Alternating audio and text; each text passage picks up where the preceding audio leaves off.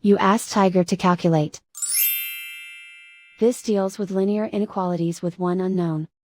The final result is q smaller than 2. Let's solve it step by step. Group all constants on the right side of the inequality. Subtract 4 from both sides.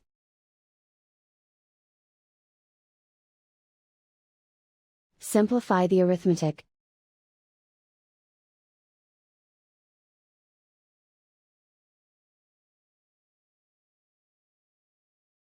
Isolate the q. Divide both sides by 3.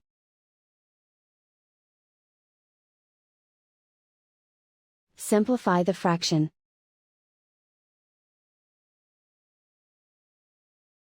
Find the greatest common factor of the numerator and denominator.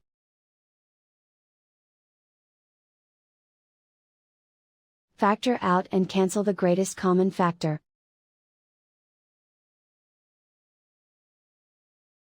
Plot the solution on a coordinate grid. And so the final result is q smaller than 2.